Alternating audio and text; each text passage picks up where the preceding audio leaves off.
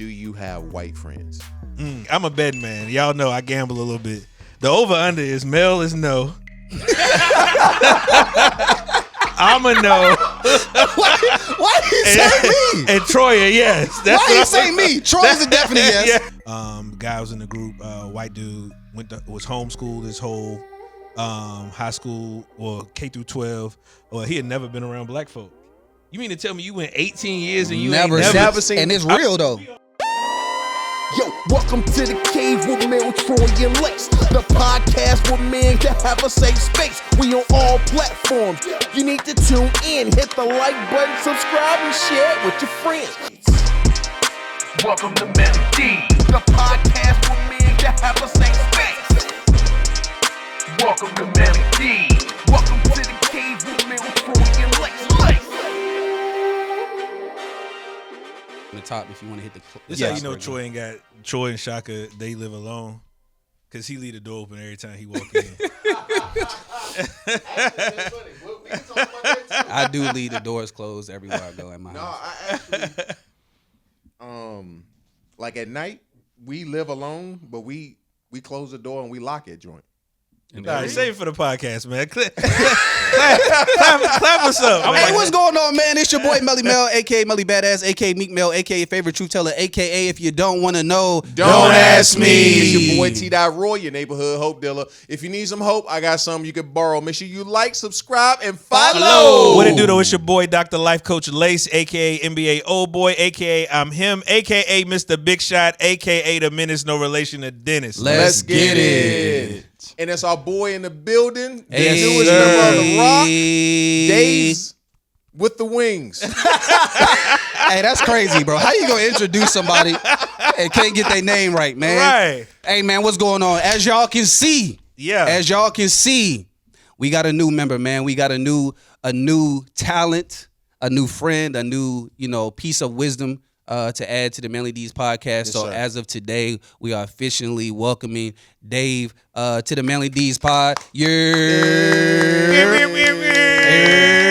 Hey, man, tell them who you are, man. Let them know what it is. What up, Dave? What up, world? It's Dave. Dave has wings. Back in here, I'm doing my thing. Keep your mind elevated. Keep your feet on the ground. Subscribe to the pod and keep polishing your crown. Hey! Now, the reason why y'all might be asking why Dave went to bat for Melvin in one of the posts where Melvin was getting crucified. I did. I'm glad somebody saw that. I thought. Hey, you know why? I was out here suffering alone. I thought I was out here suffering alone. I didn't think nobody saw that, bro. I thought I was Melvin. No. Dave was in the. I forgot which one it was. It was one where I was. It was one where I was. I was telling everybody that I wasn't gonna wear the shirt my wife wanted me to wear. Oh, I got you. The shirt thing. Yeah. And Dave came. He was trying to provide clarity. Yes. All I said was watch the full episode so you can have the full content. And that's what he said. And then Melvin pinned his comment and targeted me. Started being the target of everything that is that everybody wanted to take shots at. And so that's the reason why I was like, you know what? Dave's been with us through the thick and thin. Hey, once I see he can handle that, I was like, Dave might be all right. Well, yeah, that's Dave might be able. Dave can handle the crazy part is though, and y'all don't know this, I never told this story, but it was a little over a year ago. It started with I wouldn't call it a lie, but it started with me kind of playing the field. Like I know, so last time when I was here at my first guest appearance, you was talking about how people just be watching the clips, right? They watching the podcast. Mm-hmm. Well, that was me about a year ago until we was at a family function and Melvin was like, Dave, on the podcast, because you listen to the podcast, don't blah, blah, blah, blah, blah be happening. And I was like, Melvin, yeah. And I was like, you know what? I felt convicted in that moment. I was like, I be watching the pod, but I don't really be watching the pod. So that's what got me listening to y'all every week. Okay, man. that's what it is. So, and that's another thing.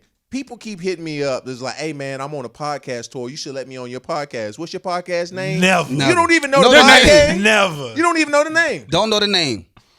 Hey, man. And you want to be on the podcast. Why you want to come up here? That's always what I want to know. Why do you want to come up here? What do you think you're gonna get by coming up here? Clip farming. It's clip farming, yes. And I think people just want what we've worked for. And if they can just be able to jump on the bandwagon, they could be able to benefit from what we've already done. but we've been grinding, bro. Mm-hmm. We didn't had 4 different settings for Hey. you know what Trying I'm saying? to find a home, trying You to find a don't place, get medals trying for to, not running the race. and you don't get medals for that's not what running the it race. is. Now listen, if I don't, it has to be a mutual Mutually trade. beneficial. Mutually beneficial. Yes. and if y'all knew how Can we hard scale and spread? That's the question. Scale and spread. scale and That's spread the is question. crazy. Well, Yes. I mean, I think also too, to some of the conversations around the scaling and things, there might be a way for some more interview stuff to be happening. Oh, that's You know? true. Oh, for sure. We agree. So keep it- agree. keep and it- actually, keep you know it what? locked. You know what? Keep it locked. I'm gonna be honest. They've been trying to do interviews for forever. Yeah, Troy and absolutely, them yeah. been trying to do interviews forever, and I've Yes. been saying no for a lot of reasons. For the same reason, we actually weren't adding anybody to the podcast, and we actually had to talk about that and agree on adding Dave, because if y'all knew how hard I fought or fight to protect the integrity of the pod, Sure. it's really what it was about. So not doing the interviews wasn't because we don't want to have real conversations or expand to other people. At the time, for me, it was more like, I don't know if I could trust the people who would come. To what is your reasoning for being here, because we know what we trying to do with the pod. Sure. But it's Yeah. like, are they gonna have the same mindset when they come? So it's been like me being more open to interviews. I think we finally got to that space where I'm like, all right, I give up, like I give in. So we gonna yeah. start, what I'm saying, get But this again, bonus it's content going on. Still to ensure that it's mutually beneficial in alignment. All of that. Yeah, for sure. Yeah. Is obviously key. So, Yeah, but for sure, for sure. And another reason why people want to come on, because they want to combat some of the that's true. talking points that we may have. That's true. So I've seen men want to get on here because they just want to bash women, and we don't bash women on here. No. we talk We about love the ladies. We love the ladies. We do love the ladies. I love my wife. I love. Well, no, yes, I love my thank you. wife. Thank you. That's a good point. Thank you. I love my wife. I love my wife. Y'all know what I meant. Nah, yeah. Y'all know what I meant. But we don't. We come on here. We share about our experiences. You know what I'm saying? Right. This is we're actually having a group chat room text message conversation out loud for people to. What I said a whole Chat room bunch. is crazy. Group chat vibes. Group chat vibe. We having That's what I'm group trying chat to do. conversations.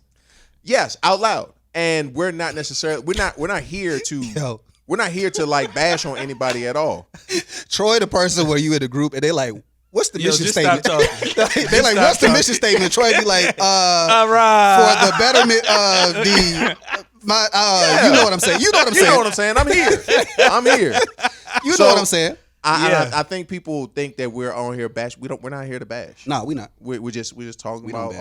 our experiences, trying to grow from one another, sharing. Hey, how did you overcome this? This is what Yeah. I'm going through. That type of stuff. You know what I'm saying? So, Navigating but aspects of life. but people see what we're saying because we take clips. Listen, the clips are only a portion of the whole of what we're talking about. Right. Okay.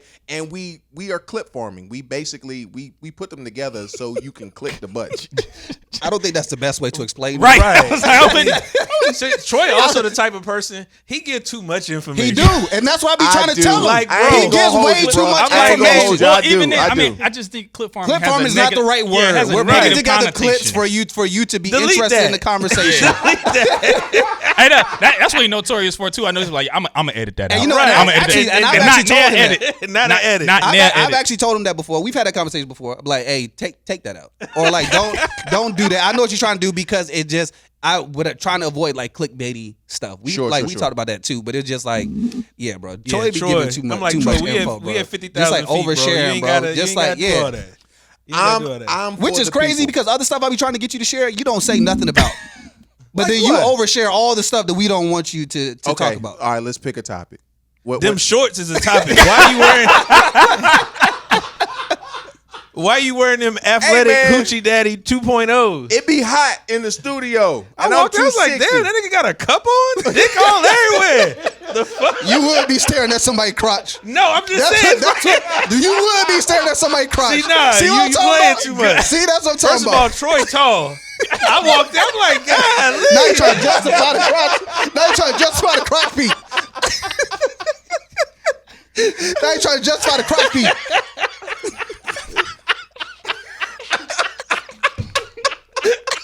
You like, God dang, Troy, see what you got going on? Oh my God. Lazy type to Bruh. look over in the stall when you try to handle your business. That's a damn lie. You a lie. Hey, bro, I see what you got going on. That's what Lazy over there. Hey, look, or where's just the one that use the urinal next to you? Yeah. While you're at the All bathroom. those crazy Lazy can stand next to you. That's a crazy Yeah, thing. Troy, but, you gotta do better, yo. You gotta do But better. no, bro, it be hot up in here, and I'm trying to be comfortable, man. I need the breeze to breathe. Mm-hmm. Yes. Crazy. Interesting. That's what I Crazy. need. And when I'm podding, I want to be comfortable, man. Like I know we get on Mel, and it's the thing. Like I want Mel to be comfortable, and for Mel to be comfortable, he has to get dressed and make sure he's coordinated, make sure his fit right. That's good.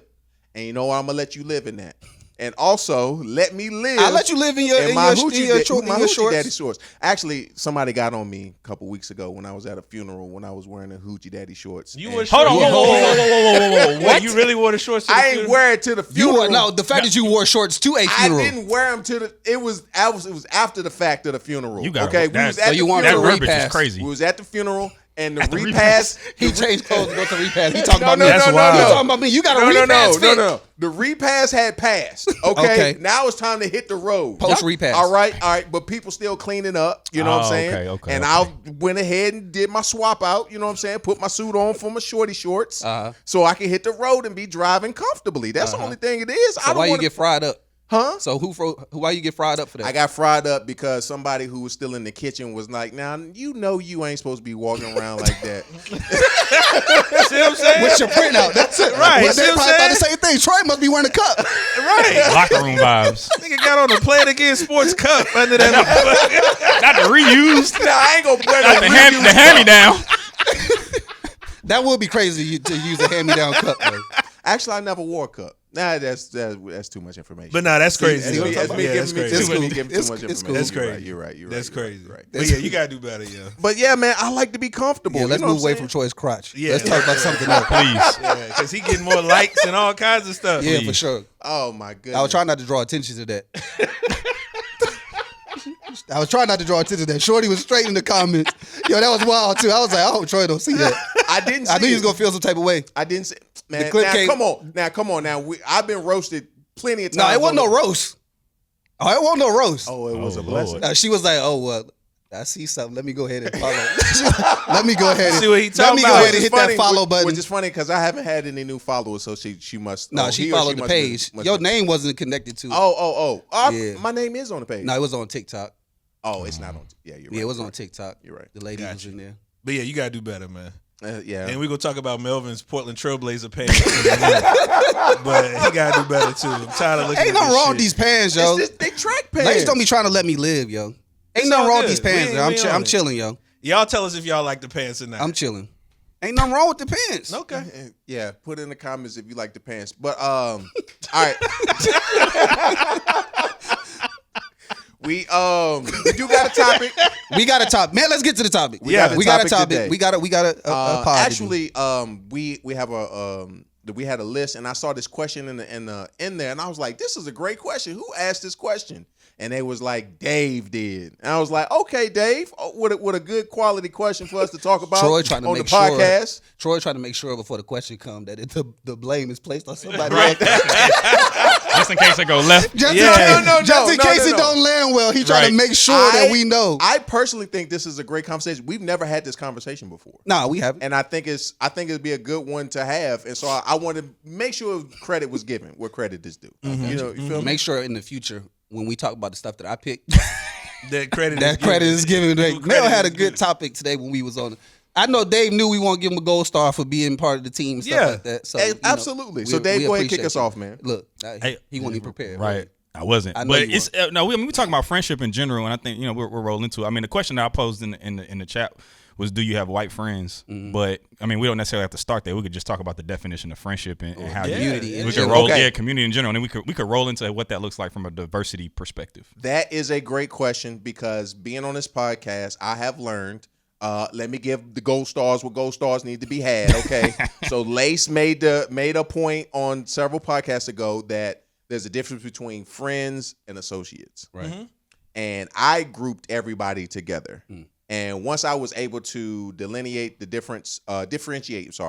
difference in between the two, I have moved a little bit differently in my circles because I realized, and Melvin had this question. He was like, the way he defines his friends are people that will I invite them to my house?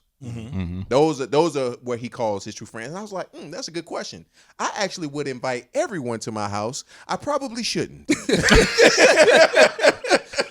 I probably shouldn't invite everyone to my house, but so there's a difference between associates and friends. And if anybody would love to define those, that'd be great. What's the difference between the two, or how you look at it? I think not using too many big words or anything like that. It's just, I think there's a level of intimacy that comes with someone being a true friend versus just an associate. Like if we see each other in passing, I dap you up like I know you, but I don't know you. Right. Like you my man, but you not my man. Like Yeah. we made run files together on Sundays or something like that. Like I know of you, whatever. We dap each other up. But as far as like introspective conversation, do you share with me, I share with you, blah blah blah. If you don't know anything more about me other than what I do for a living and the people who are in my family, then you know what I'm saying, we more associates. But if we have like the situation we have right now, where if I'm going through something, I can pick up the phone. I'm like, I know I could call you. I could talk to you about that. Or if I'm about to go out and the first thing I think about is who should I invite? You know, and the names that come up, I feel like that's where we like start getting more into that like friend level. Yeah. To me anyway. Yeah. For sure. No, I would agree with that. Associates more so. There's a connection, but it's not an in-depth connection to that extent. Friends, as Melvin mentioned, navigate problems with. Obviously, spend time in a more intimate space setting, and really you're on a journey. You know what I mean, as a collective, and that's how I navigate friendship and view it. Yeah, Hey, Troy, do me a favor real quick. For the rest of these pods, when you go back and edit, I want you to count the amount of times that Lace uses the word journey. That was the first time I said it. Make a clip and then ding all of them. Like every time Lace That was says the journey, first time I said just it. like Counter on the side. Yeah, like, See, now you should have waited to the end of the podcast for us no, to say because it to make- he gonna start saying it. He ain't gonna forget. He gonna That keep was the saying first it. time I said it. Carry That's on. actually like the third. Probably the third. I have been Navigate mentally and counting. journey. Count the amount of times he says Okay, both of them. bet. Yeah. Bet. I'm challenging you now. Toastmasters class. For me, I'd probably add another layer underneath that, even to almost like make it where it's like friends and there's almost like brother or brotherhood, somebody who I would. I don't think I would navigate all of the issues that I have internally with my kind of friend group. I think that just comes from naturally having been in creative industry for a while, knowing a lot of people, being associated with a lot of people, helped out on a lot of projects. You know what I mean? Like, so I probably like would be like acquaintances, which is people just like you said, I dap you up at an event. Friends is like, okay, we may have worked on something together. I may know a little bit more about you, but then I got like, you know, my brothers, like the homies, was like, again, I'm in a group chat. We Sure. talk Yeah. multiple times a week. You know what I'm saying? We check it. If somebody needed money, they, you know what I mean? Like that type of thing. You know what I mean? I don't think I would lend money to all my friends, but I think the brothers know that they need I would anything. lend money to friends, but only because I have this rule that if I got it, I'll give it, but I don't expect to get it back. Mm-hmm. Yeah. So it's like you'll give it to them. You won't like lend it. Yeah. Yeah. I don't lend either. Like if I don't have it to give, then I don't give it. Yeah. Basically, like if Yeah. I need it Yeah. back, then I don't give it. Yeah. But Sound any other time, mindset. like just go ahead. For sure. mindset. How do y'all determine who y'all give money to though? Like those be tough situations, man, because everybody got a story. Yeah. Everybody got a man, it's things tight right now type of thing. You know what I'm saying? Like, and you hear them so often. Like, I used to be mad. I used to be mad at Homeboy back in Lynchburg. Homeboy hit me up in Lynchburg. Mm-hmm. We had met, and that was the problem. We met like a week prior to that. We was like, oh, you friends with such and such. Oh yeah, we cool. So it's like we cool by association. Hit me up one day. It's like, hey bro, I'm in a tough pinch. Can I hold something? I was like, all right, bet you can hold it. He's like, all right, hit you back. But I ain't heard from that cat. And you ever won't. He since. said, he looked at you and said, oh, it's an easy one. It's a lick. Lit. This a is an lick. easy one. And I've had to learn how to protect myself because nice people will get preyed upon. Yeah. If you Now, ain't I the, if consider you ain't the myself to be a hitter, nice person. Yeah. you might be the lick. That's real. That's real. So I just, in terms of who I decide to give money to, I think it depends, not necessarily the story, the person, but also just where I may be in that situation. Like I said, if I can give it to give, that I may not use as a very detailed you know, barometer on how much or who I should give to. I might just be like, all right, if I got you in trouble, here it is. But I think I don't have that problem because I think there are just certain people who just wouldn't dare ask me. Right. Yeah. You know what I'm saying, for money. I think there are certain people who would feel close enough to me to be like, I know if I really needed it, I could ask him. But I think because I have like this unapproachable personality, I just don't think that most people would even be like, I could ask him for or cool enough with money. you to ask. I think that's probably the biggest takeaway for me, because I mean, family or like close friends or brothers, if you will, then I wouldn't have a issue. But outside of that, I mean, nah. Yeah. It's no real. I don't really have a formula per se. It's more so if I got it to give, then whatever. Yeah. And who the person is. Story not necessarily doesn't really matter. I mean, I agree with that. I think part of the only thing I would add is probably two lenses, like amount and feasibility. Or like, how easy are you making it for me to? Because if I gotta, can you go to the bank and then with right, got in the Western Union and that's friction. Bro, like, I ain't Western Union and nothing. Yeah, I'm saying like, you ain't got Cash App, Zelle, Apple Pay. Come on, man. Nah, that's it's right. gotta be an easy transaction. I can't drive. Don't make it an inconvenience for me. Right, because I'm already giving you the money, and that's the inconvenience right there. Right.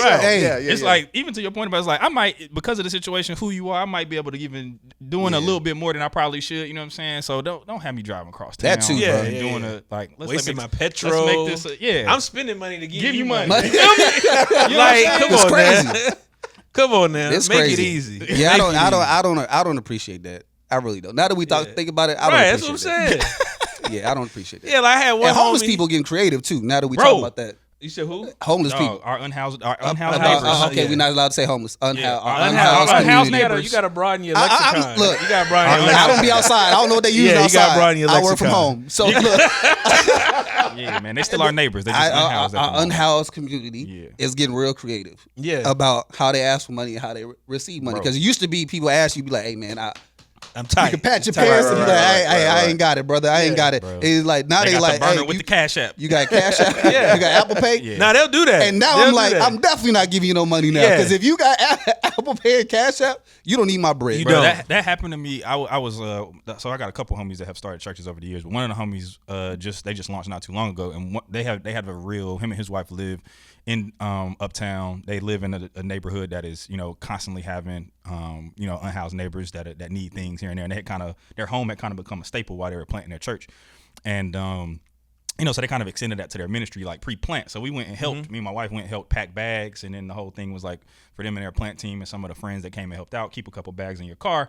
When you see somebody, give them that. We had just gone through all of that. We had went to a couple weeks of their kind of like pre-launch stuff and just kind of like being around and being a part of that community for a while. And you start to feel convicted. You become more aware of the things that you're talking about, things that their ministry is going to be passionate about, all that kind of stuff. So we walking into TJ Maxx one day, me, wife, baby, walking into TJ Maxx, got standing outside. You know what I mean? And I always appreciate when people keep that respectful distance, you know what I'm saying? Where it's kind of like, excuse me, sir, excuse me, like that. The approach is always like a thing, you know what I mean? Right. So and they put the hand out, the two hands out. Yes, excuse me, sir, just need a. I'm like, I can respect. So I have a conversation like, yo, I'm just trying to get some medicine. I got this, that, and the third. Here's a prescription. Like, he had the whole spiel, right? And I'm like, okay. Hit his bag. Right, the conviction, right. So then, take this then he bag. hit me with, I was like, now I hit him with the, I ain't got no cash, show me, bro. Like, he was like, Cash App. All right. So he's like, this is the exact amount I need. I need like $27.62 just so I can get my medicine. Like, what? So I'm like, all right, like, he being real specific right now, bro. So I don't think I gave it to him initially. I think maybe I gave it to him, or I sent my wife and child in just in case anything. You know what I'm saying? Just using wisdom. Like, yo, y'all go ahead. Let me do whatever. So, God placed my heart. Do it, whatever. And, bro, you can follow up and request after that. So a week later, well, first of all, I ran into him again. He was like hustling in the same area, bro. So this was outside Publix. And then across the street, the next day, or maybe 2-3 days later, he was outside Target. And he seen me. I went into Target. He came across the Target to see, hey, brother, can I was like, I said his name, was like, hey, so-and-so, yeah, we met at Publix across the street. He kind of like was like, oh. Oh, like, yeah, like I done already. You got I done me. resort- You got me figured out. Right, You got me. exactly. He like, this one for my moxicillin, this one for my Tylenol. But here comes the other thing. Yeah, it was a different story. It was like, yeah, somebody stole my backpack and lost everything. So now I need, I need clothes and this, that. So I'm like, man, I was like, I can't do it today. Like I was in a hurry. We was going somewhere. I was like, I just went in Target to grab something. I was like, not. I was like, said his name, like, yo, so and so, not today, bro. Like I can't. You know what I mean? I'm on the move today. So then, a couple weeks later. You know what I'm saying? Like I'm again, I done forgot about these two interactions. I get a ping notification on Cash App like so and so is requesting da da da. He done Crazy put that's word. wild. He done Request put follow up is he done- wild. But he done put the description to like, yeah, this time it's for. I'm like, like Hey, yo. you coming back to the well running dry, Yeah, bro. Brother. yeah, like nah. you. So I had to go ahead and block him up off the Cash App. Yeah, bro, nah, 'cause that I would ain't give- it. he sent like 2 or 3 requests for different things across a little bit of time. I was like, all right, bro, you doing too much. I would give my friends. I think I would give my friends money with no problem. I think honestly, I feel like where I am now, I feel like my friends are in a race to look out for each other. It's like when we go out to eat and stuff like that. Sometimes I look up, they put their card down on the table, and then I roll my eyes like, you ain't had to do that. Yep. And then it's like the other way around. So it's like we always in this constant. Like I'm gonna look out for you, you look out for me, and we never talk about it. Like we never be like, remember I that's how got we you do. that. Whatever when we was at, that's friendship to me. It's like when we yeah. stop counting how much money I gave you for a certain situation, or the meal I bought you, or the drinks we had, or the cigar shop trip we took. When we stop talking about that, that's when I'm like, all right. Yeah, we could. Now I Yeah, feel we you. locked in. But it is some people who they always like keep track of that kind of thing. Like I got associates that'll be like, well, yeah, I looked out for such and such, and they ain't hit me back. Like, yo, Why why you counting Why keep it coins tabs? like that? You know what I Yeah. mean? But again, that's just me, and it also for me it puts people in a box. Like if I know that's how you treat it, such and such, I already know we probably already know, never yeah. get to that space or to that level. So, but that's how I go, man. So getting back to the concept of talking about friends. All right. So we talked about how friends we would give to, things of that nature. Who do you call friends? But specifically, do you have white friends? That's the question that Dave proposed to us. And I'm curious to know what was the background of why you wanted to ask that question. Well, for me, like my friend group has diversified over the last like 5 or 6 years. I would say I had a lot of people, or even that people who I would consider like again like in that brotherhood category where we have like real actual conversation. That group has expanded. Yeah. And it mainly became because of a hobby that I got back in touch with, which was like playing soccer. So playing pickup soccer and being in like supporters groups with homies and talking about and keep following different teams and stuff like that, being in group chats and playing rec soccer as well with folks has like again expanded that group, you know what I'm saying, of people that I talk to consistently, that I'm checking in, wanting to make sure that they're good, all that kind of stuff. So it was just a question that posed to me because that's like a new space for me in general, having this diverse of a friend group, because you meet people who are, of Latin and Hispanic descent, you meet African folks, you meet white people, you meet different types of black people with different experiences. So it just has diversified my friend group in the last couple of years. And it's like, I know your wife's names. We've gone out to dinner. We've done these different things. And like, we talk about business. We talk about families, all those types of things. So for me, it was just curious knowing that, a lot of guys here are black. So I was curious, like, do you got white friends? There's like so I'm two gonna go ahead other and layers say- to this conversation that we want to touch on, but I'm gonna let Lace go ahead. No, I appreciate that perspective. I'm gonna go ahead. I'm a betting man. Y'all know I gamble a little bit. The over under is male is no. I'm a no. Why you say me? And Troya, yes. That's Why you what say me? Troy's a definite yes. Why Troy I gets gotta be a definite yes? You are. But go ahead. Let's make a FanDuel bet so I can win, right? Let's on prize picks. Hey, based on what I know, Look. The I'm on my over-under's crazy on Chauncey the friendship. Billups. Based on what The over-under's crazy. The over-under's crazy. It's crazy layers to this conversation. I'm gonna get to it, and we gonna get to it too. But yes, I do. Dang. Yes, I do. Nah. Actually, Hey, look. yes, I do. and how That's we're defining friends. That shocks me, to be honest Yeah. with you. Okay. Huh. Yeah. For real. Yeah, legit. Okay, so like I talk about all the time, growing up playing baseball. I was usually I'm talking about Listen, today. nigga. Yeah. I'm talking about right now. God, today. no, listen.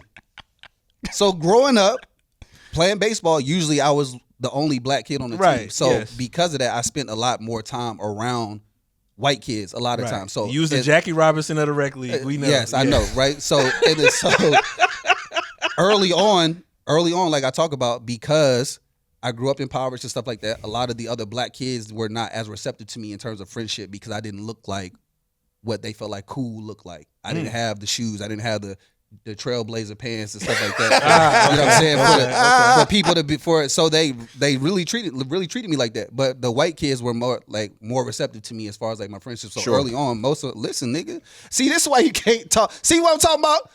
No, I'm really telling. Go ahead, man. I'm really telling the story. Share your story, You see bro. what I'm saying? Share your See, story.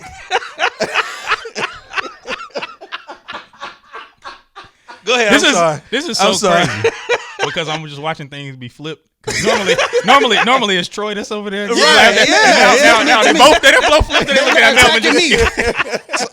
I'm not attacking. I'm being inquisitive. I want You to listen know. to the story. Yeah. So I'm saying Go like ahead. early on, they were more willing to be friends with me in my state or whatever without having to do and put on all that other type of stuff. So most of my early friends as a child were white. So I have more white friends. I've carried those friends with me as I've become an adult. But as I've also grown and gone through like different workplace environments, there have been times where I've actually been able to make actual friends with white people. In Charlotte, I don't come in contact with enough white people to have local friends here, you know what I'm saying, to be like, oh, come by my house, come kick it at the. So it's like people that I've met in work environments and stuff that I've actually developed friendship with, in the terms like we could check on each other, we could talk to each other. You know, I would invite them to my house, those type of things. But just Charlotte, first of all, is a very black city in general. There are white people really here, is. but Yeah, you can't yeah. go nowhere in Charlotte and not see black people. So I come into contact with blacks. That's crazy. That's crazy. Take that part. Take that part. Take that part With out. the black. You do come in contact with a lot of blacks. I come into contact with black people. black people way more often than white people. But I do have white friends and stuff like that. But I just, because of the nature and also working from home, so I pretty much only have the friends that I came with Gotcha. as well. So Yeah. Go ahead. So Doc. Lace, What? I got white friends, dog. I don't consider that friendship, but that's just. But I do that's have. just- I'm saying they're not local for me to do some of the friend stuff that we talked No, about. I And like if understand they were that. local, they'd be at the house. I mean, ain't nothing wrong with that. I'm surprised. I mean, the reason I started laughing because you was talking about your upbringing and who accepted you and who did not, and I was just thinking about you rollerblading in the house because you said that you was rollerblading. I was like, you was definitely with some white boys. So I was just that's just how I think. My bad. Hey, that is that's a throwback. Valid. You can't share nothing Valid. with black Okay. people, yo. Valid. That's a good throwback. You can't share and nothing with callback. black Yeah. people. No, but for me though, yes, I do have white friends. One of my homeboys that I still keep in communication with, like two of my boys from high school that are white. In communication. Actually, one of them got me a movie role earlier this year. In a movie. I know what you're talking about. Go ahead. Yeah, we You talked shared the about clip. that. Didn't you share a clip with us? I did share the Yeah, clip. yeah, Yeah, yeah. I sent it to you in the group chat. Yeah. I don't remember. It was that. a while. It was a while I don't ago. remember that. Now It this was- nigga a thespian. Now he a thespian. You can't do Black nothing man. around So black we find out. I'm telling you. We find out Troy got his SAG card, I'm man. telling you. Can't do nothing with black people, bro.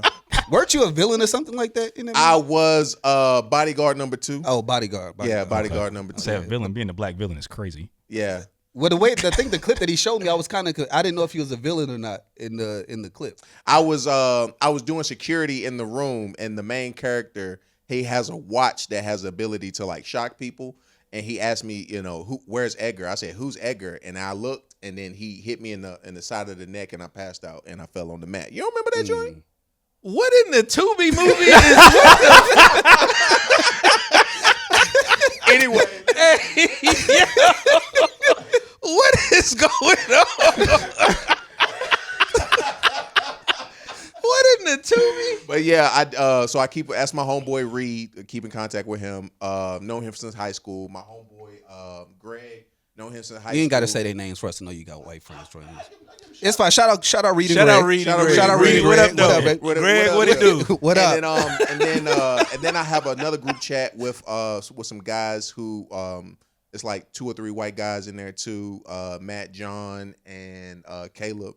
3 white dudes. So yeah, I still got You got real friends. white friends. No, but here's the thing, like you made the good point. Like, do I have my friends that are local? I don't have. Majority of the people who are local are people who are either family or y'all. You know what I'm saying? So we have spread out, but yeah, I still have white friends. Growing up in high school, specifically, like our high school wasn't our high school was mixed.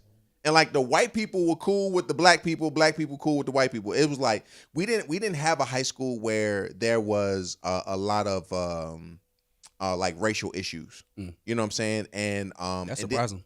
then on top of that, I was in classes where the majority of my classmates were white. It was like me and maybe 2 other black people in the classroom, if that. And one of them left. And so it was just me and my homegirl Allison were the only black people in our classes. And so I just grew up. So I went to class, hung out with the white people, and then I went to football practice, hung out with the black people. Then I went to college. Majority of my college is white. My teammates mixed bag. So we got, I have white teammates, I have black teammates. And so, but the majority of the campus was white, and I ended up being an RA. A RA, and majority of the people on my floor were white. So I'm saying this. I've been around. Why you coming at me with your hands and stuff? I'm bruh? saying this. I'm saying this. Sit on your hands. That make me nervous. Not sit on your hands. I've learned to not learn, but over the time I have been in spaces where I've made friends with white people. Gotcha. Yeah. And that's just Yeah, what it yeah, is. Yeah. So what about you, Lace? No, in the same spirit of growing up, obviously. I mean, high school, aspects of college, et cetera. Some in the workforce, but geographically now, nah, I don't. Because it's not. Yeah, that's what I'm saying. Like, I don't. I mean, I have individuals that we may have a phone call from time to time or text. One, like particularly from the mountain, like one of my homies, Dr. Sparkman, he'll hit me up like, "Oh, you got any prayer requests?" Like that kind of stuff. We stay in contact in that regard. But as far as like how it once was growing up, hanging out, you know what I mean? No. I grew up in a mostly like straight up black environment. Yeah. I grew I went to the same church like that I was born into, that had a school affiliated up until 6th grade, moved to Michigan. That was my first time I got put in a similar environment but flipped. So I was in an all white school, didn't do well there. So I went to my mom's school, which is charter school, a little bit more mixed. And then I went back there for my first year of high school, and my like mental suffered, grades suffered, all that, because I grew up. It was a black conservative environment, but it was a black environment. It was still very much like so. And then that's reinforced by going to a HBCU in college, where I kind of got the other end of the spectrum in terms of like blackness and African American history and all the different things. Yeah. So I really, outside of internships and the occasional folks that I maybe play basketball with in Michigan or something like that, like my guys that I was born with. Those been my brothers the whole time, and we didn't have a lot of interaction with white folks over the years. So that's why this new season for me, and then most started my career really we did 1 year in corporate America, then bounced around in the mall a little bit, met a couple people there, but nothing really stuck. And then I ended up working at a black owned company. And that's, been in and out of there. So it's really been this. That's why I brought it up, because this whole season for me has been new, having this. It's the first time in my life where over the last couple of years I've had this diverse of a friend group, which has been a dope experience. No, that's cool. No, that's really cool, and it's gotten me thinking. Because like even when we hoop and stuff like that, like we may have 1 or 2 white boys show up, but they're connected to somebody else. Yeah. You know what I'm saying? So it's kind of like, associates maybe, but not how it was. What as far as upbringing, because I'll have like. In my neighborhood growing up, white boys, they would stay at my house every Friday. My mom cooking breakfast on Saturday morning for real? Like that kind of, like legit, like every week. Like somebody was at my house every week. Yeah. But not that those friendships dissolve. We just, life happened, you know what I'm saying? Yeah. College and, and all that other kind of thing. Because even, going through college, I had the same crew, you know what I'm saying? And then we terrorized the city. But it wasn't like, you know what I'm saying? So it was, so I don't know. Something to think, but corporate America and working spaces, absolutely. I was reflecting the other day on like some of the jokes that we would tell in the workplace and how inappropriate they were. Yeah. And it's just like, like where are those guys at now? But that kind of thing. But nah. I think it was. I definitely had a shift of, like eventually, once I built myself up enough to where black kids thought I was cool enough to hang around, I started to have way more black friends than I did white friends, and there started to be like this shift that took place where not like it faded away, but I wasn't hanging out with them as much. I think it was because I finally started feeling like, oh, this is where I'm supposed to be at. This is where I'm supposed to hang out. So then I kind of just started fading more that way, and they kind of did the same thing. I think like as we got older, I think the world kind of started to taint my relationships. Yeah. With them. Sure, yeah, like experiences, you know what I'm saying? Like my viewpoint, my experiences and things like that. There was like this one specific incident that happened to me. I was hanging out with some of the kids from the baseball team. It was like a birthday party, something like that. And we were out doing, you know, I had to be like 11 or 12 or something like that. We out just doing what we do, you know what I'm saying? Enjoying the party, whatever. And one of them did something to the neighbor's property while we was at the party or whatever. And we thought nobody was around, whatever, but he's the one that did it. But when the neighbor came out, they singled me out. They targeted you in front of everybody. You know what I'm saying? They picked me out of the group as like, you know, why you do this? Who told you? Blah blah blah. And none of them said anything. defense, None of them said anything. None of them were like, the dude who did it didn't stand up and say I did it. No one said anything. And that moment for me kind of was like, it clicked. It was like, all right, maybe this not my group either. Like maybe you know what I'm saying? Maybe these not the, you know, the people for me. So I started, you know, carrying that around. And then as I got older, I started to see more of the politics in the space of baseball that my dad was kind of protecting me from when I was a kid, which I kind of, people don't really believe that to be true because they see, you know, black people playing baseball. But, you know, I would experience stuff like that. Like I go to games, the kids are saying different stuff to me, or the parents are saying stuff to me from behind the gate or different things like that. So I started to feel like every time I went into one of them spaces, I felt like I was overworking myself to try to figure out who cool, who not cool. You know what I'm saying? Who? So then I just started being like, all right, well, I'm gonna just stay over here because at least we all look the same. We all, you know what I'm saying, or different things like that. It's crazy because people are like, you see stuff like that in movies, and cats will think that that's like folks who maybe don't have as much experience with different communities would think that stuff like that is made up. You know what I'm saying? Oh, but no, like, it's real. With us being like a small private, mostly black private school, you know, we're playing these like larger schools that you know, have endowments and all these different things. You know what I mean?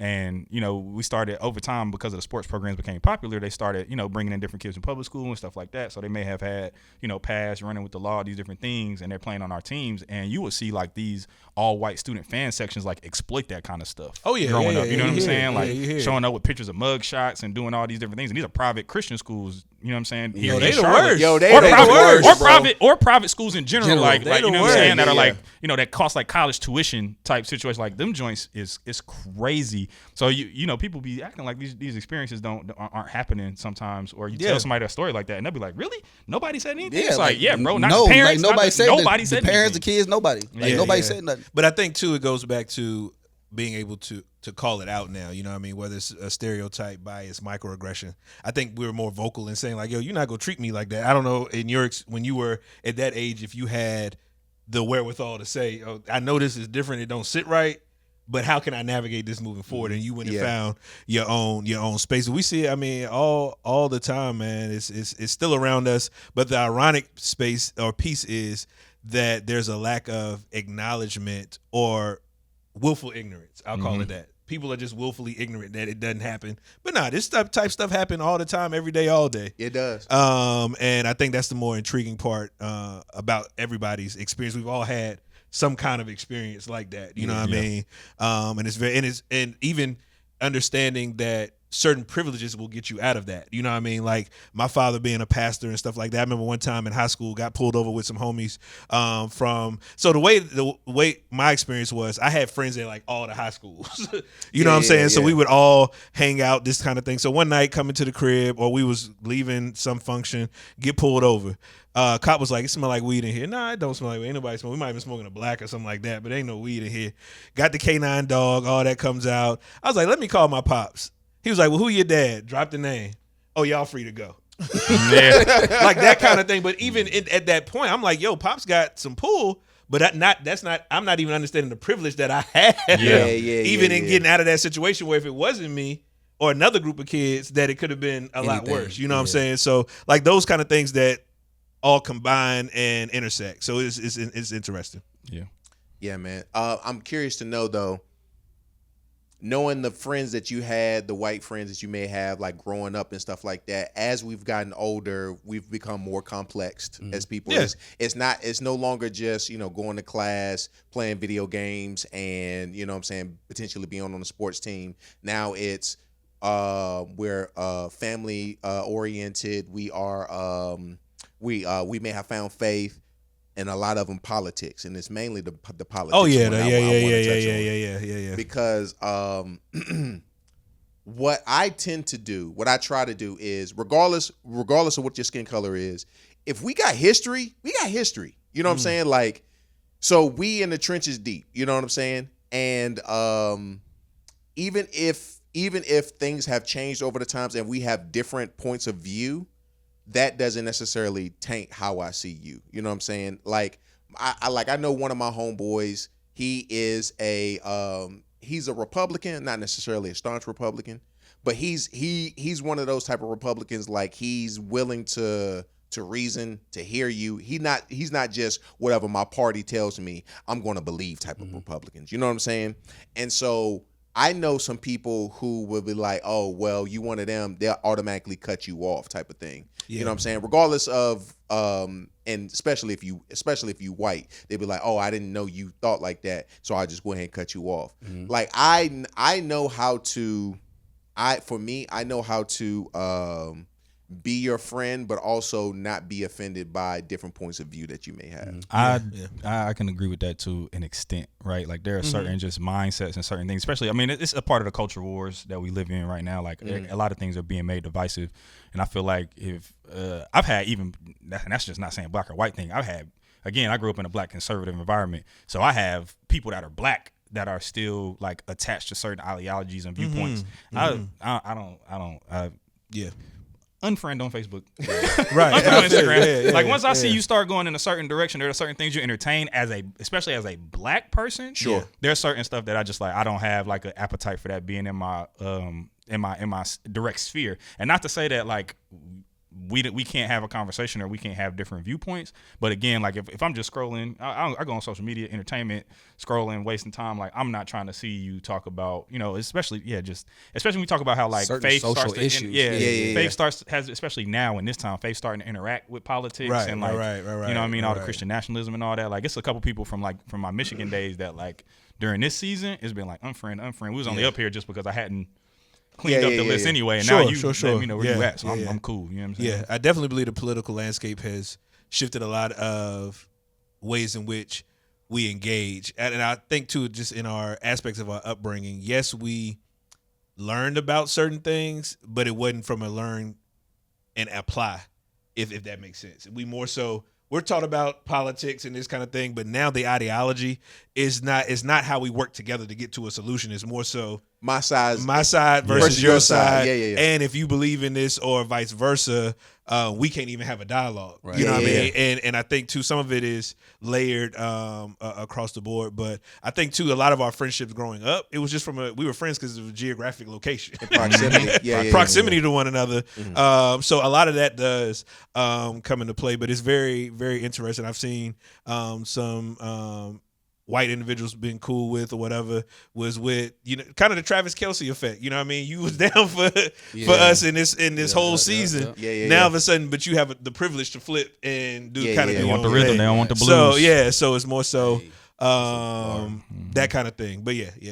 So I think that just like using the political lens that you're talking about, I think it's less about the politics, like the name Republican or whatever, more so about what we know that it represents for a lot of people. I think that's really the issue. Not that your title is Republican, because there's black Republicans, Hispanic, all that, so Republicans aren't just limited to white, right? We understand that. I think it's the ideologies that are usually pushed from the stance of Republicans that is what makes someone be like, oh, you're Republican, so then you agree with those ideologies. Like, it's one point to say, like, we have a difference of opinion, and it's a difference when we have a difference of opinion, but I feel like you're also contributing to what is harming me as well. So correct. Like, Yeah. If we can have a difference of opinion all day, but if your opinion is leading you to contribute to things that are hindering me as someone that you consider your friend, I think that is where people are like, unfollow, or we can't be cool, or we need to separate, or we need to do whatever. And I think that gets lost in the conversation because people think, oh, you just don't agree with my opinion, so we can't be cool. It's like, no, it's not that I disagree with your opinion. It's that you're also following through on your opinion, and you're contributing to my harm in a sense. So to me, that's why my brain reverts back to that 11 or 12-year-old kid who was around the people who didn't say nothing to me. So you letting this happen to me, you watching what's going on to me.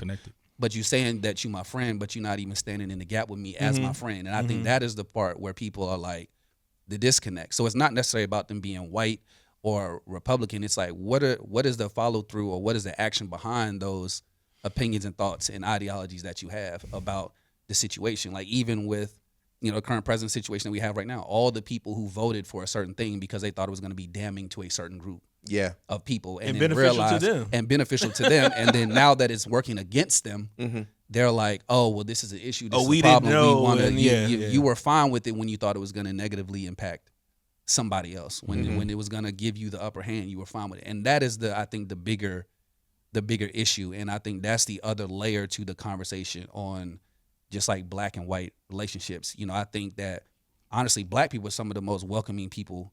Oh, for sure. Very communal. Some people say we're too welcoming. And I've been on record saying that too. I think that black people are too welcoming. Like we so quick to invite everybody to the cookout. I've said that before. Yeah. It's like we too welcoming before we actually gauge someone's intention. We understand where they've been, where they're going, how do they really feel about us, in general. And it's kind of like that effect where, let's say like I'll use just Brett Favre as an example. How many black men who watch sports, they love Brett Favre. Like, oh, Brett Favre, one of the greatest quarterbacks, blah, blah, blah, and then they find out what he was doing, down with and then it's like, oh, I can't believe, so it's like we elevate certain people based on their situation without taking into account the whole person. The whole person. And I think that usually happens to us a lot as black people. Like we don't take into account the whole person, and we just want to throw them into the situation. We want to invite them to the cookout. We want to invite them to every space, and it's nothing wrong with being communal, right? Which I'm starting to understand too as I've gotten older, as I realized that a lot of my reasoning for not engaging with them is not because I had no desire to know who they were. It was because I felt like I was safer where I was. Which is crazy to say because there's people that will harm me in my own community, but at least we have a similar experience. It's a psychological you know what I'm saying? safety. So black people are very homogenous in that way where we just a lot of times cling to each other because we like, well, at least I can feel a little bit safe, what I'm saying, over here. When we walk into a room, first thing we look at is like, who else black in here? And it's like a lot of that's cultural nuance too, because it's like almost the thing of like I know to your point about the 11 and 12-year-old thing, it's like, and it makes me think about like Dave Chappelle, for example, and why he ended up leaving his show. It's like there are certain triggers or certain things that if you aren't in those spaces consistently culturally, you may not recognize some of the nuance of like being the butt of a joke or being like, you know what I mean? Like those types of things that are just kind of like, yo, wait a minute. This isn't like to Dave Chappelle as the example is like, y'all not laughing with me, you're laughing at me, and I can't. This ain't a spot that I need to be in. Because some of those cultural nuances you wouldn't know unless you had somebody who was close enough to actually tell you.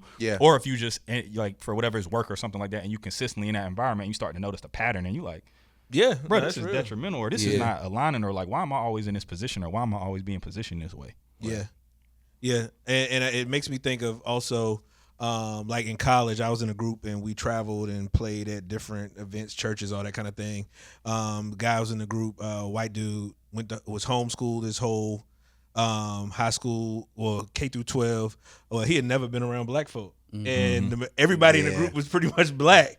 So he told us that. I'm just, and that just opened my eyes. Like, you mean to tell me you went 18 years and you ain't never seen? And it's real. I mean, though. We on the road together. We stayed in hotels.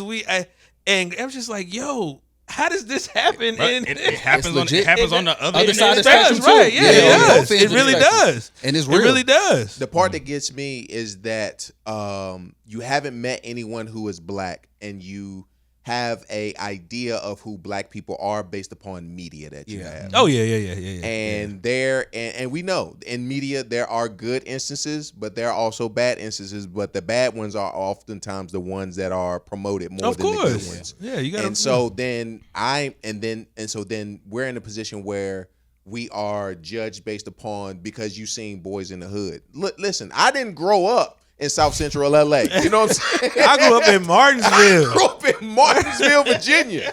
You feel me? You know what I'm saying? Just because you know what I'm talking about? You know what I'm talking in Martinsville. You seen a music video or you seen one of, something like that, and you automatically put us all in a category because this is what you think black people are. And that's just not the case. Yeah. And so yeah. that's the reason why, like, I'm a big fan of what Martin Luther King Jr. said. He was like, "Hey, judge me by the character of who I am." You know what I'm saying? I forgot the exact content of quote. my character. Content of my character. Okay, I was hoping y'all would jump in and save me. Well, we didn't know what you was. We Yeah, I ain't know you wanna overstep. I'm not trying to tell you what you thought. You told me to be quiet. So I ain't know. and so yeah, I really hope that for me, and because I want that for me, I also try to go into situations trying to do the same things for others. I think you hit the nail on the head with the MLK quote, content of my character. We don't spend enough time or get to know people to judge them by the content of their character. We base it upon stereotypes, bias, microaggressions, all those kind of things. So how would you? Yeah, it's true. So it's a great aspiration, but until you reflect and actually put yourself in the and are intentional around learning that individual's content of their character is going to be it's a cycle. Yeah, you know what I'm saying? It comes in community. Yeah. Like it's real. even some of the indictments on, like whenever somebody has an indictment on black culture, even whether it's black people or people in general, it's like, I know that you haven't seen the range that actually exists in black culture. Yeah, you still only right. have like a very limited scope of what black culture is. Correct. And like that was one thing that for me, like again, that HBCU experience was so pivotal because again, having a requirement to take African American studies, where it's like, okay, now we learn a history before the transatlantic slave trade, and all that kind of stuff. Like if your knowledge of, especially as a black American, starts with the transatlantic slave trade, you that's lost. all they taught in school. You lost. You're already a couple steps behind. Yeah. You know what I'm saying? Like there's so much more, there's so much breadth to that, and even the nuances within everything that happens in between that is like lost on a lot of people. Because I mean, I've seen clips now of like, various like conservative pastors talking about, I wouldn't let anybody practice black culture in my church. That's what I was about to bring at joint and up. I'm like, that means you haven't interacted with or really understood black culture at depth or at length. So about that pastor specifically, it was a couple. Yeah, well, I know one pastor specifically that said it out loud. Yeah, it said, on he podcast. said it out loud. But there's a bunch that probably feel the same way. For sure, but there was a couple that have said it out loud lately. He said it out loud. I appreciate that though. And didn't you appreciate that he was blatant with it? Yeah, I appreciate. I told y'all that before. I appreciate them. I appreciate overt. anybody Hispanic, Latin. I appreciate them be overt with their hatred towards me than for me to be trying to figure it out. Yes. So I did a little research about that. It's one pastor. If you see this video, he has a beard and very thick beard. He was like, I would love to have black people be a part of my church. Oh, no problem at all. That'd be no problem. But they will never be in leadership. And he was like, they'll never be in leadership because their culture is abusive to one another. They harm people. They're predators and stuff like that. And I'm like, yo, where did you get this assumption of who black people are? Did a little research. This cat is in the middle of Whiteville City, Utah. There's no black people out there. There's probably like less than 1% of black people out there. So he only has an idea about who black people are based upon what he's seen in TV. Right, but for me that don't give it. No, I'm saying to me that don't give you a pass. Yeah. Right. Oh, I'm not giving it a pass. You're not giving a pass. I'm not saying that you are, but I'm saying like and not in the year 2025. To verbally state that, particularly if you call yourself a man of the cloth. That right there. Yeah. Bingo. That don't align with none that's in the book. Like Bingo. None whatsoever. And I don't know when they gonna realize Jesus wasn't white. He was not. So that's the gag. I hate to break it to you. He wasn't white. That's the gag. Ladies up here like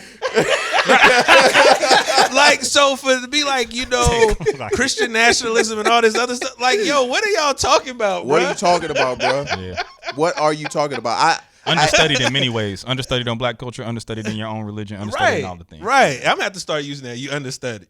You're a little understudied. It was some years ago that we were having a discussion, and me and Troy got in it wasn't a heated back and forth, but he was real spirited about, both of us were real spirited about our argument because both of us really believed what we were saying. And it was, we did a podcast some years ago. He invited me to try it out. when he was trying to give me the pod. Oh, I in said, Lynchburg. Yeah. Oh, And yeah. we went and Oh, we was on different sides. I didn't think we was on different sides. we were on different sides at this point of the conversation. We pretty much agreed for the whole thing. But Troy started going on this. I called it a rant at the time because I was upset at what he was saying. Where he was no, for real. He was talking about how, you know, we all, that's my brother in Christ, and we all need to be friends, and we all need to blah blah blah, and we all need, and he was like, I need my white brothers and sisters, and I need my blah blah blah blah blah, and I was on the other side of the table like, no, we don't. I was literally like, we do not, and he was like, oh, what you mean we don't? He was like, what you mean? And I literally was telling him like, I could go my whole life and survive just in the community of black people. Mm-hmm. You know, like at the time I didn't necessarily agree that I needed other ethnicities or whatever to be successful in life or to have community or whatever. I'm like, I don't need that. Like if I never came in contact with another like white person again, I don't think it's gonna take my life up or down, you know, like in any kind of way. But Troy was looking at it from a different lens of more so the cloth, you know what I'm saying? And I like over time have started to find, and I think at that point in time, I was also still dealing with like the issue of safety in the company of white people. You know what I'm saying? Where I'm just the conversation was more so for me coming from not like a place of hurt, but more like of disappointment. Like every time I even interact with that group, it's negative. So to me, I'm like, no, I'm not, you know, we don't need that. Like, no, I don't need that. But I think over time, as I've gotten to be around more authentic white people and different things like that, or just other groups, I've been able to get stuff from them. They've been able to learn stuff from me, you know what I'm saying? So then I start to kind of change my lens where I'm like, all right, well, I do understand the need for a diverse community so that I don't just have my thoughts and only black thoughts and other types of things that try to just broaden my group, although it doesn't necessarily show up, like I said, in Charlotte, because it's not a very diverse environment right now. I mean, it is changing, but at that time, I just was like the total opposite. I was like, absolutely not. I don't think I need that at all. I mean, part of that gets dangerous too if you try and place like a Jesus blanket of across everything, right? Because you don't. I mean, it's like, yes, Jesus and connection and brotherhood and all the things, but it's like also there are very real systems out here Absolutely. that affect how people live. So there's some intersectionality and some other things that we have to pay attention to. And if you have the privilege to willingly ignore that and you choose to willingly ignore that, it makes me think about like, again, are you understudied in the religion that's supposed to be connected us? Because there's nuance, and all these things are addressed in the Bible. And Absolutely. So when people try and throw we're all supposed to have our identity in Christ, like absolutely, 100%. But also when you read the book, you know that Jesus was also very countercultural in some of the things as it related to how people were segmented at that time, whether it was like class, race, religious belief, all those different types of things. So we can't ignore those principles now for the sake of like the You're not even a convenience Jew. You're a Gentile. What are you talking about, bro? You a Gentile, my nigga. Lace weighted. He was thinking that the whole time. It's for real though. Like, are you Wait. reading this book, bro? Like, Yeah. like for real. So we can't ignore those, no matter whatever you feel like. Because sometimes it's that too. It's like, sometimes it could be socioeconomic class. Absolutely. That like allows people like, like you're one of the good ones, or you making like you guys are fine. I'm not talking about you. It's like, but you talking about my cousin. Exactly. You don't know my brother or sister or whoever, you know what I mean? Somebody else in my family that does apply to. You're seeing me, and again, you want to try and like, you're not you. I'm talking about. It's like even the comment of you speak so well, like sometimes that kind of gets to me. Like a couple weeks ago, I preached at my church for the first time, and it's majority white. I was about to ask. I knew when you got up there it was from the clip. How many times have you been Been to that church? Yeah. So you say my church. So you finally found one? Probably we've been there for about a year and a half. How many black churches did you skip over to get to the majority of white church that you at right now? That's a good question, bro. You mean skip like you was on a church tour, like y'all was checking out churches. I know if you meant by skip, like we purposely looked over. Y'all went through. Yeah, we went through a whole mixed bag. And we probably split the difference. If we went to 25 churches, we went to 13 black, 12 white. Nah, probably more black than white. Because I know going to a multicultural church was like really important for you, right? was definitely something that was on our lens and something that we wanted to do. But after I finished my sermon, it was a lot of people. You spoke so well. you spoke so well. Now I was like, now that was a fire message. So I don't know if you're saying it. I don't know if you're saying because I was. But the spirit was moving. I don't know if you're saying it's because I was cooking or it's because I'm black and I was cooking. I don't know which one it was, but at that moment I kind of felt some type of way. But I was like, God bless you, God bless you, God bless you, God bless you. I feel you. I feel you. But it's definitely a lot of nuance to it and how we build community where we find comfort, psychological safety, all those things, and how systems impact that. You know what I'm saying? Systems impact that directly, indirectly, and it intersects in many ways. I come into situations because I work in higher education. I come into situations and I do realize that higher education is dominated by white people, unless you go to a HBCU. No, I mean even it goes back to systems, right? Yeah. It was set up for us not to. Yes, and even as far as white individuals who help set up at HBCUs, and so it's all systematic. It's all systematic. It's all systematic. I try to come in there with a glass half full type of lens, also realizing that this glass is half empty also. So I do realize that there are some potential systems that are going on, and I can't just come in here all wide-eyed and bushy-tailed thinking that I was here because they wanted me because of who I am. It's like, oh, I also need to prove who I am too, and I need to also find the ways to strive to break those systematic systems, those systems, those racial systems that were set up to break down those walls, to show them, hey, look, we here. You got to accept us. You got to work with us. You know what I'm saying? We here. Yeah. I think that's too the type of institutions you've been at.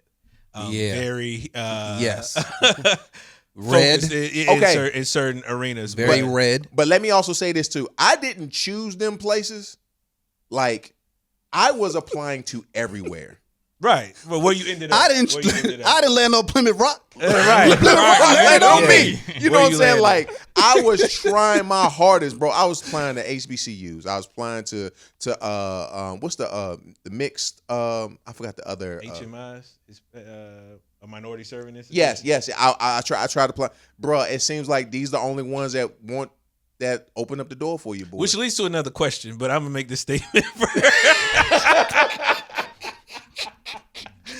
But I think too, I refuse. This is what clicked with me, kind of based upon the experience that Mel had when he was younger. When I go into a room, I already know. Look, I'm gonna be who I am. I'm gonna be me. Yes, and yes, that's period. And I think a lot of times we turn our lights down to let other people shine, or so that we don't seem a certain way. This, that, and the third. But like I said before, I refuse to dim my light, and you can't even find a light switch. I refuse to do that. And that clicked for me early on, and that's just what it is. So I think it's also how we show up, because I was going to ask the question, how do you show up in those spaces? Because corporate America, working in certain, you could be around white folk and different kind of folk anyway. Yeah. So how do you show up in those spaces? And are you always cognizant of, what do they think of me, or how do I fit in, or I'm the shit, and you just fit in, you get in where you fit in. Code switching. I mean, that's me. Because that's what we about to talk. Because that's what this conversation is going to code switching. Well, actually, we need to land this plane. But I refuse to code switch. That's the reason why, partially, outside of the midlife crisis, why I got the braids. I refuse to code switch anymore. I want to be ethnically me. I want to be genuinely me. I want to be all of me in the spaces where I am. And with that being said, we hope that you all are who you are. You ain't about to close on me. Wait a minute. You ain't the only one. You close on us. The only one. Only one? You get the only one that get to show up authentically. We ain't even answer They the got something to question. say. God, no. Sheesh. We ain't get to say how we like to show up when we go. You know what I'm saying? Well, how do you like to show up? Go ahead, Dave. Go ahead, Dave. No, you go ahead. All right. Well, I was gonna say no. For me, I think about it and just showing up in those spaces. Like, I'm normally more quiet. I wait and listen just to see what the room is. Because part of it is like, to your point, Troy, but like, I'm gonna let people know we here. Like, in certain spaces, I've played that role and been that. You know what I mean? Specifically, we talk about like creative economy stuff, like stuff where I feel like I'm representing. You know what I mean? Another perspective that I know isn't in the room. But a lot of times it's like, especially in today's climate, and this is why being in community is so important, is like, I'm very selective about who I'm going to do that and spend that emotional labor with doing that work. Yeah. Because if you don't understand it or if you don't see it, then it's not necessarily my job to educate you. Now, if I feel like we're in community with one another, you're one of my brothers, and I feel like you just have a blind spot, you know what I'm saying? Like, maybe we can have that conversation, or more than likely we're going to have that conversation. Because again, from I need to know what we're really talking about, how depth, who can we actually, I need to know where you actually stand on some of these things. But in larger environments or environments, like, I'm only going to be here, again, because I've had the privilege of working either for myself as an entrepreneur or working in Black-owned companies. I really can't, like, I'm not going to do that work with, you know what I'm saying, with everybody, knowing that this is the culture of the environment, and this is the underpinning, knowing that, like, I'm already outnumbered, out-systemed all the things. It's like, let me get in here. It's probably going to be a limited amount of time based off of, like, my situation. Get in here, get what I need, do what I got to do, and I'm out. I'm not here to change your whole system, right? Yeah. Like, again, unless I'm in a municipal situation where I can talk about the creative economy, creative entrepreneurship, artists, things that I have personal stake in, that I know colleagues and friends have personal stake in, or something that's going to affect the general community. That's a different conversation. But in close proximity, friends, like the conversation, I'm not doing that emotional labor. 2020 taught me that. Like, I saw a lot of friends who had a lot of adjacencies to white spaces or were serving in white spaces, burning themselves out trying to have these conversations and trying to bring perspective, or being knighted as the token Black person that's supposed to bring that perspective. And it's like, bro, it's not my job. There are plenty of books. There are plenty of crack one open. There are plenty of things. YouTube videos. If they want to come and have the conversation with you and say, like, hey, I understand that I have a blind spot. Please let me know things that I can do research. Cool. But, like, I'm not about to come into this environment that has these established norms and feel like it's my duty to come and change the culture, especially if leadership's not on board with wanting to literally change the culture, like, in a very real way. And that's the piece. And that is the piece, because you talk about changing culture. I just told a group last week, they were like, we have this horrible culture. I was like, but you all are the culture. So if you're not walking in it, you expect me to be a magician and just come in this bitch and change it up? It don't work like that. You are a part of it. That's lace. You are a part of it. But I'm just saying, people don't understand that they are contributors to the culture, the system, etc. You know what I mean? So that's where, as you mentioned, crack open a book. Actually, and 2020 was it. You had hit the nail on the head. That is when we started seeing this full-scale separation of truth, reality, and how we navigate life. And perception. Perception, all of that. What you see is what you get. That's how I'm showing up in every space. Real talk. I used to get a lot of flack about that, like how I would show up to work. People wanted me to code switch. People used to call me like a rebel with no cause. Like I was just pushing against the system just because, or something like that. But I've been like that for a long time. Like I just refused to feel like I'm putting on for anybody. Like that was kind of like the root of the whole situation why I didn't want to wear the shirt to the thing, because it felt like I'm code switching to try to make you feel comfortable. You need to be trying to make me feel comfortable in some type of way, or just let me be who I am. Just you know what I'm saying? If it's not impacting my ability to do the work, if I'm not being disruptive to the environment, who cares if my shirt don't look like your shirt or my shoes look different than your shoes or whatever? Like if I'm contributing to the overarching mission and goal of what it is that we're trying to do, how I look in this moment is keep less the main irrelevant. thing the main thing. Yeah, I think people have a distortion on what code switching in of itself is too. Like I think they think like, oh, because you change your language or you change your clothes. Like there's a difference between like code switching, like assimilation, like all these different things have different terms to them. So just because it's like, because as a communicator or somebody who works across teams, you may start to use different words, but that's, you know what I mean? That's to make sure that your audience understands what you need to get done as part of this goal. So that's not necessarily, I think when people talk about like, oh, when you go to work, I'm not code switching, it's like, doesn't mean that you're using slang with customers and all these different types of things. I'm just not going to fake my laugh. Like, I don't laugh it's like this. I'm not like Undercover Brother. It's like Jackson. More mayonnaise. More mayonnaise for me, please. Did you see Friends last night? I thought that was my favorite episode of The Office. You know you don't watch The Office. That's code switching. When you literally put funny though. I know it is, but I'm just saying there are people who acting like they do that stuff. That's the code switch part. Code switch is not like I'm not gonna cuss in this meeting and stuff. Like that's business. Like this is not the environment for that. But when you completely altering your personality to be in an environment, that is code switching. Correct. So I feel like that's the difference. I got a homegirl that works in down in Texas that works in organizational development, and one of the things she talked about, she gave a name to that, which I thought was really dope. It's called, she was like, when you go from like, you know, speaking maybe mostly slang depending on audience or moving into, you're in a boardroom, you're going to change. She's like, that's called changing registers.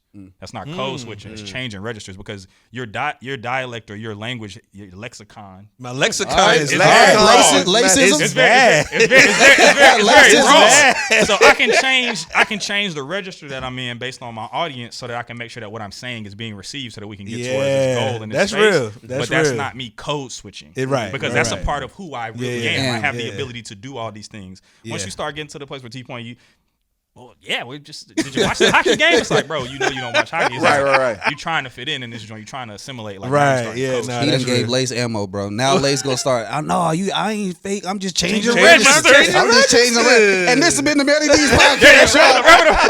Now wrapping up. And this has been the Melly D's podcast. It's your boy Melly Mel, T. Roy, Life Coach Lace. Your boy Dave has wings, and we out, man. Yes, sir. Hit the button. Hit the button. Hit the button.